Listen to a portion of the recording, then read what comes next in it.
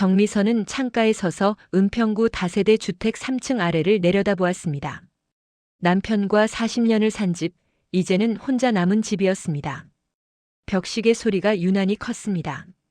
냉장고 돌아가는 소리까지 또렷하게 들렸습니다. 혼자라는 사실이 소리로 증명되는 시간들이었습니다. 엄마 식사는 하셨어요? 아들 준호는 일주일에 한 번 전화를 했습니다. 응, 먹었어. 대답은 늘 같았지만 실제 식사는 김치와 밥 한 공기일 때가 많았습니다. 누군가와 같이 먹지 않는 밥상은 차리는 것부터 귀찮았습니다. 어느 토요일 준호가 집에 찾아왔습니다. 손에는 반짝이는 팸플릿이 들려 있었습니다. 엄마 이거 한번 보세요. 금박으로 실버타운 그린힐스라고 적혀 있었습니다. 넓은 로비, 환하게 웃는 노인들, 요가 수업, 깔끔한 식당 사진들이 이어졌습니다. 엄마 혼자 계시면 마음이 너무 불편해요. 여긴 의료시설도 있고 프로그램도 많대요. 준호의 목소리에는 걱정이 묻어 있었습니다. 나 버리려고? 미선이 일부러 웃으며 물었습니다. 무슨 말이에요? 더 편하게 지내시라는 거죠. 미선은 초등학교 교사였습니다. 꼼꼼하고 원칙적인 성격, 교실 정리부터 가계부까지 빈틈이 없었습니다. 아이를 낳고 교직을 그만둔 뒤로는 집안일과 시부모 봉양, 남편 뒷바라지에 삶을 쏟았습니다. 남편은 그런 아내를 우리 집 장관님이라 불렀습니다. 그러다 70에 갑자기 쓰러졌고 사흘 만에 세상을 떠났습니다. 그때부터 미선의 시간도 멈췄습니다. 며칠 뒤 미선은 준호와 함께 그린힐스를 방문했습니다.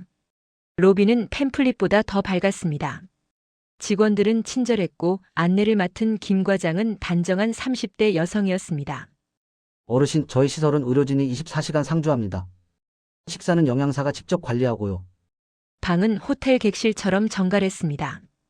침대, 옷장, 작은 책상, 창밖으로는 잘 정돈된 정원이 보였습니다. 벤치에 앉아 웃으며 이야기하는 노인들도 눈에 들어왔습니다. 그날 밤 집으로 돌아온 미선은 거실 탁자 위에 놓인 계약서를 한참 바라보았습니다. 보증금, 월 관리비, 각종 서비스 항목이 빽빽하게 적혀 있었습니다. 나도 저기 정원에서 누군가와 웃을 수 있을까? 익숙하지만 숨이 막히는 집, 아들에게 짐이 되고 싶지 않다는 마음이 동시에 떠올랐습니다. 일주일 뒤 미선은 떨리는 손으로 계약서에 도장을 찍었습니다. 이사 날짜는 보름 뒤로 잡혔습니다. 40년의 삶이 박스 안으로 들어갔습니다. 입주 첫날 아침 짐을 대충 풀고 창가에 선 미선은 부드러운 햇살이 내려앉은 정원을 바라보았습니다. 복도에서는 직원들의 밝은 인사소리가 들렸습니다. 정미선 어르신 아침 식사 시간이십니다. 식당은 넓고 깨끗했습니다. 입주민들이 3, 3, 5 모여 앉아 식사를 하고 있었습니다. 미선이 조심스럽게 빈자리에 앉자 맞은편 할머니가 말을 걸어왔습니다. 새로 오셨죠? 머리를 단정히 빗은 부드러운 인상의 여성이었습니다. 네, 어제 들어왔어요. 저는 윤금자예요. 여기 온 지 석 달 됐어요. 처음엔 다들 어색한데 금방 익숙해져요. 된장찌개, 나물, 구운 생선이 나온 식사는 혼자 집에서 대충 먹던 밥과는 달랐습니다. 오늘 오전에 요가 수업 있는데 같이 가실래요? 미선은 잠시 망설이다가 고개를 끄덕였습니다. 3층 프로그램실에는 요가 매트가 깔려 있고 부드러운 음악이 흘렀습니다. 몸은 뻣뻣했지만 오랜만에 움직이는 감각이 나쁘지 않았습니다. 오후에는 수채화 수업에 참여했습니다. 서툴렀지만 종이 위를 오가는 붓끝에 집중하다 보니 시간이 금방 지나갔습니다. 그날 저녁 정원을 함께 산책하며 두 사람은 각자의 이야기를 꺼냈습니다. 남편이 먼저 갔어요. 아들은 미국에 있고요. 혼자 있으니 너무 외롭더라고요. 금자의 목소리가 잠시 떨렸습니다. 저도 비슷해요. 남편 떠나고 나니까 집이 너무 넓더라고요. 혼자 밥 먹는 게 제일 힘들죠. 말이 끊겼지만 어색하지 않은 침묵이 사이에 놓였습니다. 일주일쯤 지나자 미선은 이곳의 하루 일정에 자연스럽게 섞이기 시작했습니다. 아침 요가, 오전 산책, 점심, 오후 프로그램, 저녁에는 작은 독서 모임. 금자는 늘 곁에 있었고 미선은 어느 날 이렇게 말했습니다. 여기 와서 처음으로 웃는 것 같아요. 사람은 혼자 있으면 안 되는 것 같아요. 금자가 웃으며 답했습니다. 한 달 후 미선은 준호에게 전화를 걸어 말했습니다. 괜찮아. 사람들도 좋고 프로그램도 재미있어. 수화기 너머로 아들의 안도감이 전해졌습니다. 나쁘지 않은 선택이었구나. 미선은 그렇게 생각했습니다. 변화는 작은 데서 시작됐습니다. 어느 날 아침 반찬 가짓수가 확 줄어 있었습니다. 생선 대신 계란 프라이가 올라와 있었습니다. 오늘 반찬이 좀 부실하네요. 금자가 중얼거렸고 미선도 조용히 고개를 끄덕였습니다. 이런 날이 가끔이던 때는 금방 지나갔습니다. 하지만 그 가끔이 점점 자주가 되었습니다. 오후 프로그램이 강사 사정으로 취소되는 일이 이번 주만 3번째였습니다. 게시판에는 일정 변경 안내가 꼬박꼬박 붙었지만 대체 수업은 없었습니다. 어느 새벽 옆방 김어르신이 심하게 기침하며 도움을 요청했습니다. 복도에 몇몇 입주민이 나왔지만 간호사는 보이지 않았습니다. 한참 지나서야 당직 직원이 나타났고 결국 김어르신은 뒤늦게 병원으로 옮겨졌습니다. 다음 날 식당에는 수군거림이 가득했습니다. 야간에 간호사가 없대. 24시간 상주라고 했잖아. 그날 오후 미선은 관리 사무실 근처를 지나가다 문이 살짝 열린 틈 사이로 들려오는 대화를 듣게 되었습니다. 이번 분기 목표는 달성했습니까? 네, 입주율 90% 넘었습니다. 그럼 운영비 절감안 실행하세요. 식자재비 15% 줄이고 프로그램 강사는 계약직으로 전환. 야간 인력도 줄이고요. 초기 서비스만 화려하면 됩니다. 어르신들은 금방 잊어요. 웃음소리가 뒤따랐습니다. 어르신들은 금방 잊어요. 이 한 문장이 미선의 가슴을 세게 때렸습니다. 벽에 등을 기대지 않았으면 그대로 주저앉았을지도 몰랐습니다. 저녁에 정원 벤치에서 금자를 만나 미선은 낮에 들은 이야기를 털어놓았습니다. 그럼 우리는 그냥 돈이라는 거네요. 금자의 얼굴이 굳어졌습니다. 그 밤 미선은 거의 잠을 이루지 못했습니다. 떠날까 참을까? 돌아갈 집도 이미 정리한 마당에 어디로 가나? 생각은 제자리만 맴돌았습니다. 새벽에 다시 또 응급 상황이 일어났습니다. 박 어르신이 쓰러졌고 이번에도 간호사는 보이지 않았습니다. 구급차가 도착하기까지 30분, 복도에는 불안과 분노가 뒤섞인 공기가 흘렀습니다. 아침 식당에서 미선은 공책을 꺼냈습니다. 야간 응급 대응 지연이라는 문장을 날짜와 함께 적었습니다. 교사 시절 문제 상황을 기록하고 정리하던 오래된 습관이 몸을 다시 움직이게 하고 있었습니다. 그때 금자가 조용히 말했습니다. 미선 씨, 우리 그냥 있으면 안 될 것 같아요. 저도 그렇게 생각해요. 2달째 미선의 공책에는 빽빽한 기록이 쌓여 있었습니다. 식단 축소, 프로그램 취소, 의료 인력 부재, 직원 교체 내역까지. 그녀는 입주민 명단을 펼쳐놓고 금자와 함께 앉았습니다. 누구한테 먼저 얘기할까요? 이분, 미선이 한 이름을 짚었습니다. 5층 송기호 씨. 예전에 변호사셨대요. 다음 날 2사람은 송기호의 방을 찾았습니다. 법률 서적이 쌓인 조용한 방, 안경 너머로 날카로운 눈빛이 그들을 맞았습니다. 중요한 일이라 찾아왔습니다. 송기호는 미선의 공책을 처음부터 끝까지 읽었습니다. 표정이 점점 굳어졌습니다.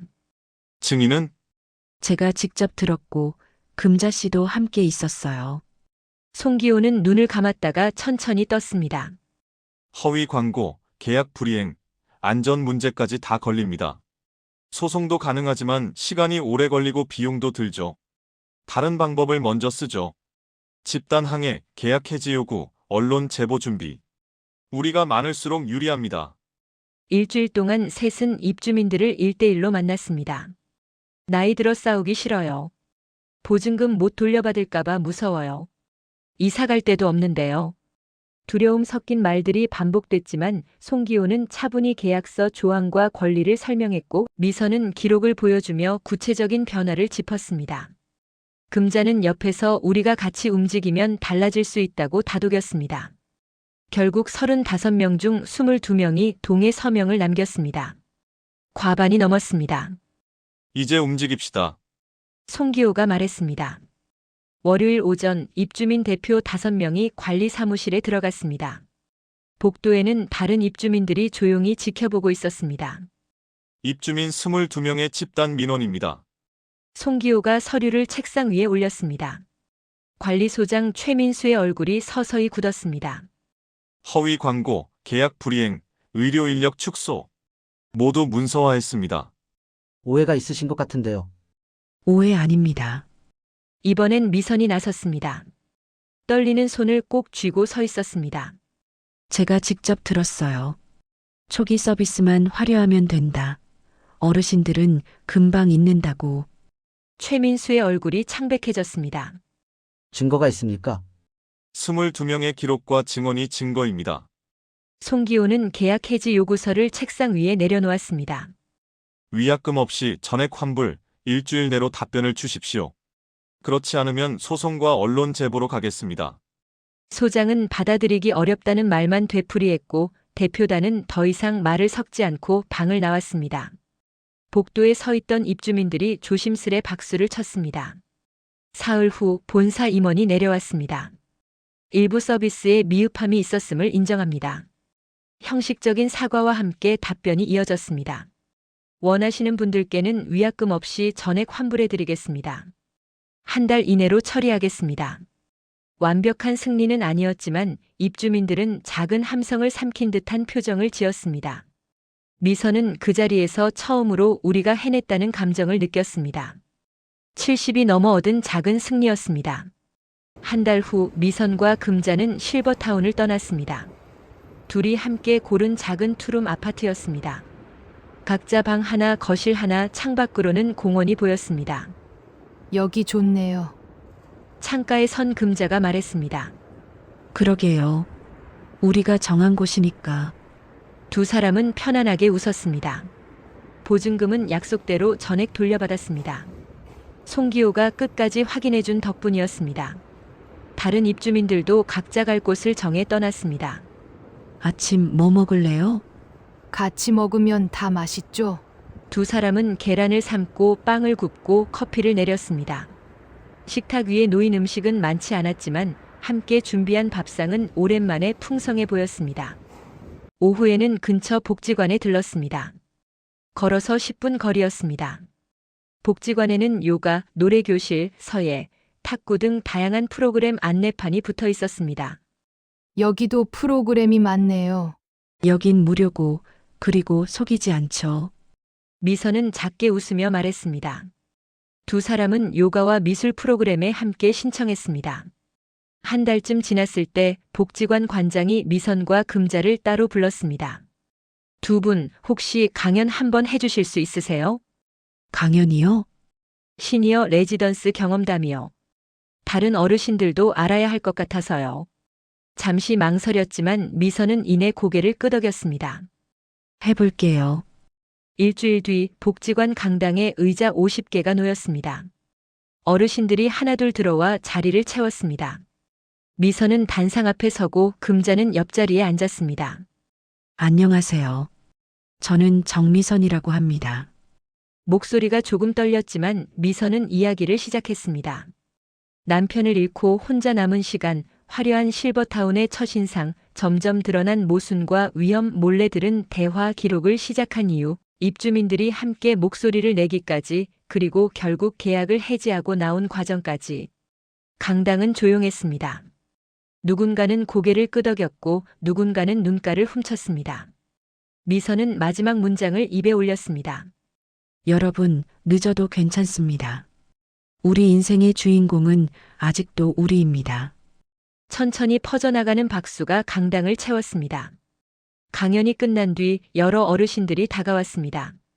용기 내주셔서 고마워요. 저도 비슷한 일을 겪었어요. 어떻게 시작해야 할지 알려주세요.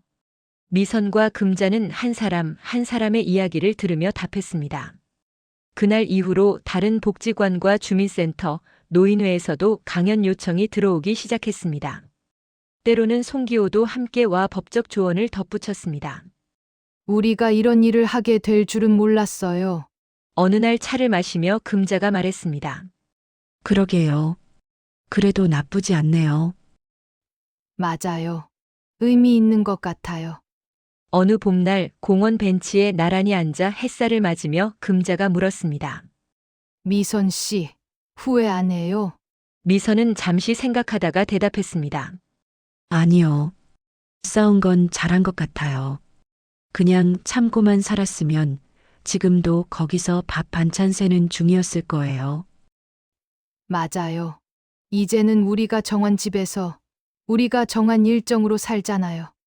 그 무렵 준호가 오랜만에 집을 찾았습니다. 엄마 잘 지내세요? 응, 강연 다니느라 바빠. 준호는 놀란 표정으로 웃었습니다. 대단하시네, 우리 엄마. 미선은 차를 따라 아들 앞에 내려놓았습니다. 처음엔 내가 보낸 그곳이 고마우면서도 서운했어. 그런데 이제는 알겠어. 결국 어디에 있든 어떻게 사는지는 내가 정해야 한다는 거. 엄마가 행복하면 됐어요. 준호의 말에 미선은 조용히 아들의 손을 두드렸습니다. 이제는 내가 너무 걱정 안 해도 돼. 엄마 잘 살고 있어. 그날 밤 미선은 오랜만에 일기를 썼습니다. 오늘도 괜찮은 하루였다. 금자 씨와 저녁을 먹고 준호가 다녀갔다. 내일은 또 강연이 있다. 떨리지만 할 수 있을 것 같다.